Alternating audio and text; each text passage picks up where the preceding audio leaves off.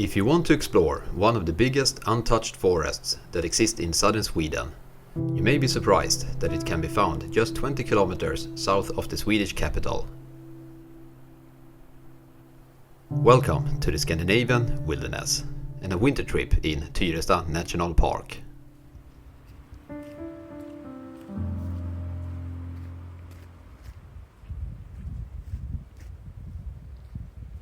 So I am at Tyresta National Park at the entrance of Stensjödal, and I'm heading towards the lake Långsjön and planning to stay the night in the shelter. I've never been to this site before, but I hope it will be a nice and cozy place to spend the night. And also that there is room in the shelter, because I'm not expecting to be alone. Tyresta can be quite popular. We'll see.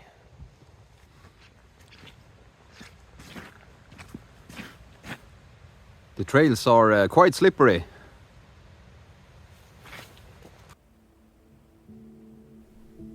Stensjödal is one of the entrances to Tyresta National Park and is located at the southern part of the park. Here you find a large parking lot and many trails to choose from. This winter has been the coldest for many years, and there has been lots of snow. But now a period of warm weather has passed through, and most of the snow has melted away. Instead, a layer of ice has formed over the trails, making the hike a bit interesting.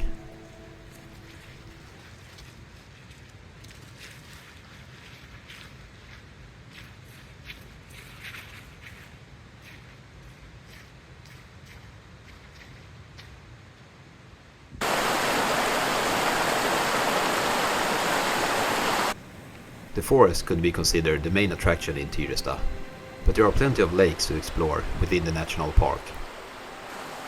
The waterways connecting the lakes on their path to the sea are both beautiful and interesting to explore.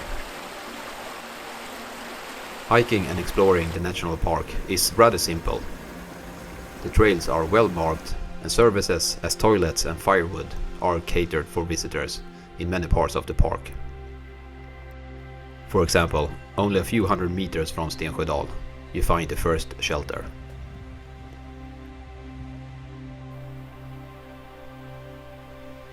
The temperature is around 0 degrees and mostly clear skies.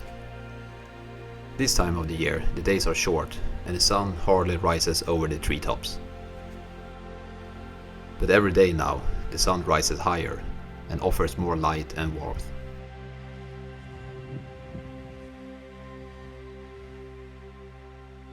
So about 25 years ago, there was a big bushfire here at the national park. So I'm entering that area now. And it's quite obvious that you're entering the fire area, because the nature here is it's very different from the other parts. So it's a quite interesting place.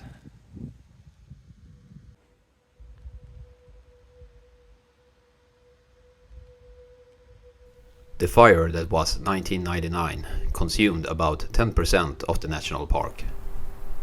But fires are a natural part of the forest life cycle, and afterwards new life forms. Today this part adds even more dynamic to the landscape, and in the end it gives a higher biodiversity within the national park.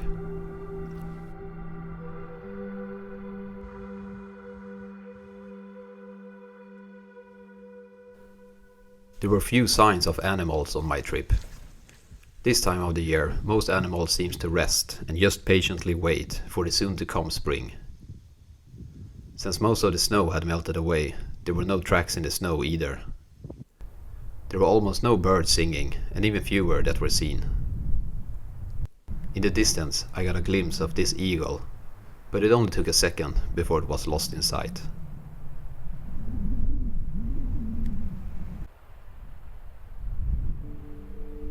The forest here has been saved from logging, which is a rather impressive task, since it is so close to the capital. Now one can enjoy hiking the area and enjoying all the small lakes and hills, all framed with beautiful forest. For those who live in this part of the country, The nature type in Tyresta is familiar and may not seem that special. But this type of nature is unique from a global perspective and occurs only in the middle parts of Sweden and southern Finland.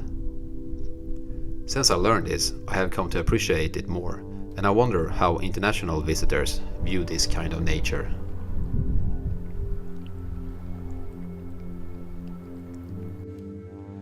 The hiking takes some time. When the trail looks like this, it's very, very slippery.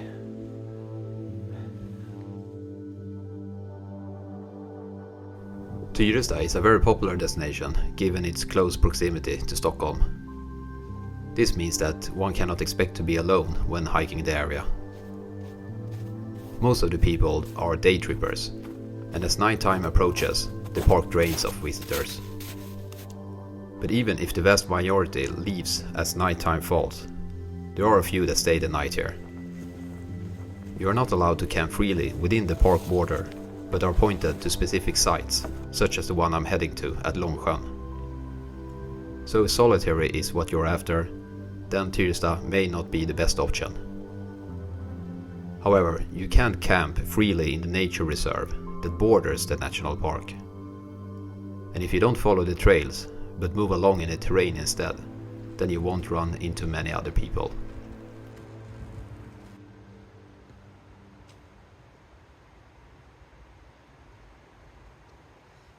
I have given some thought about the over-exploitation of certain popular nature destinations.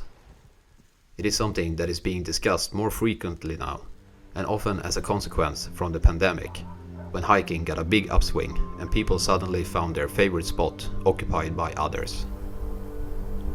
There are unquestionably some problems that arise from overcrowding, but I still can't help thinking that there must be more good to it than bad.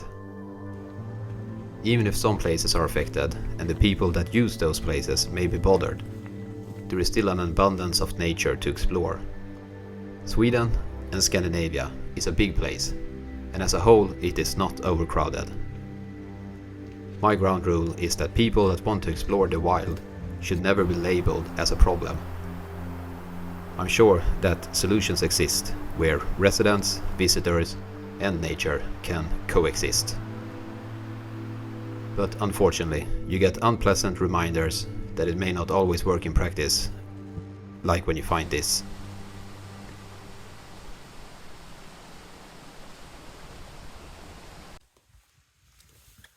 Okay, now I have reached Långsjön. That means that Långsjön is just around the corner.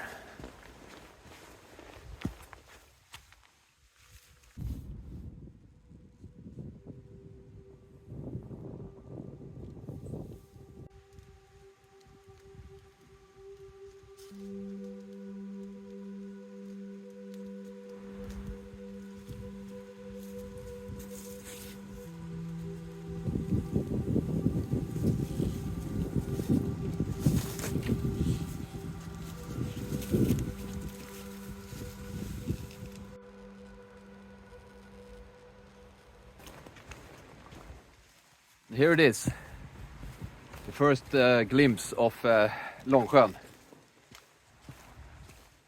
So soon I will arrive at the shelter.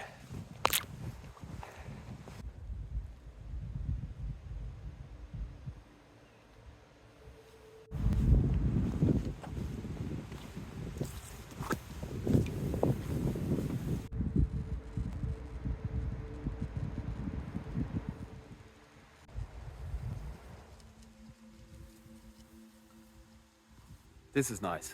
I like that the beavers have been eating in quite well on that tree. Just some heavy winds and it will probably fall.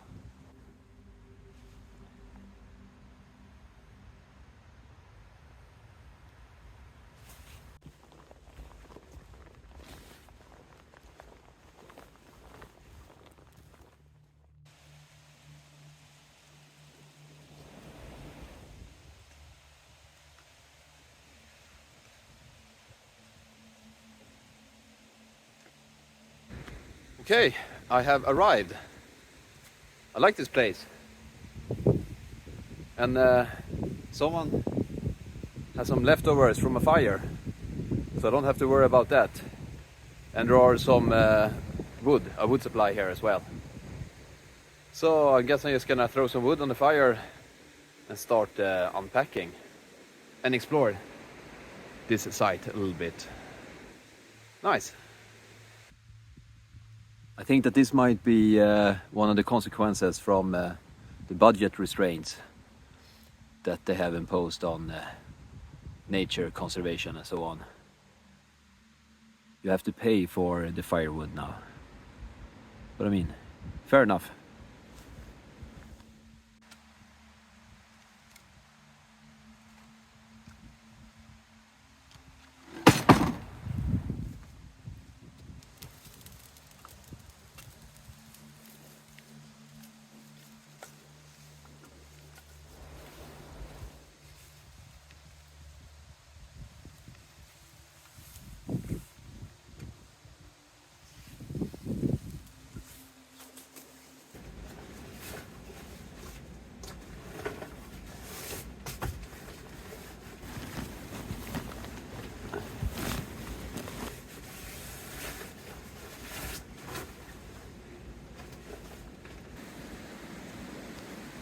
Let's see if the ice supports me.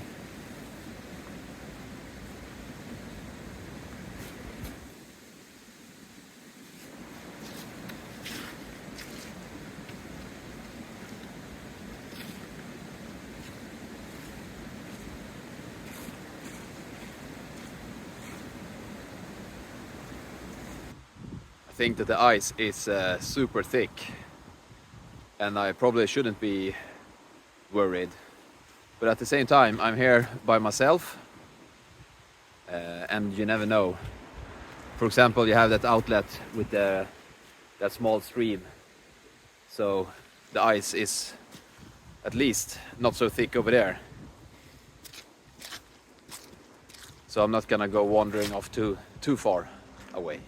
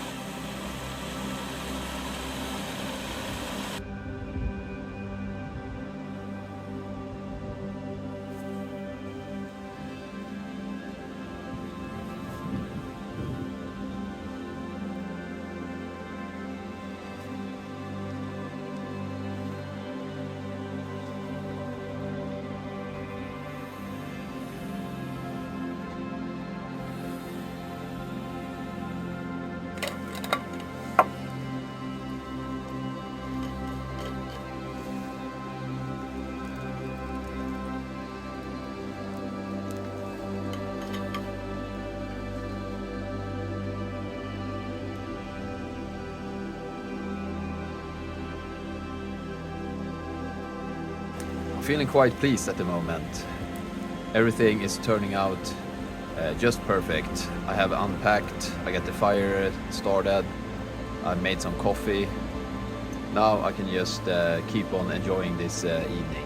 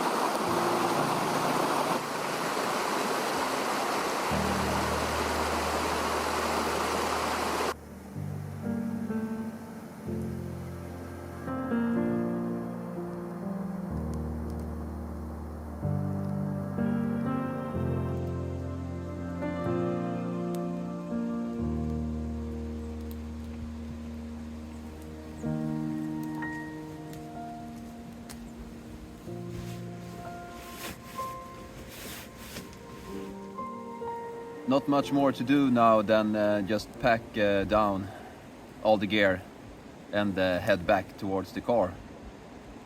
And yeah, I guess start planning and getting ready for new adventures in the future. But until next time, goodbye.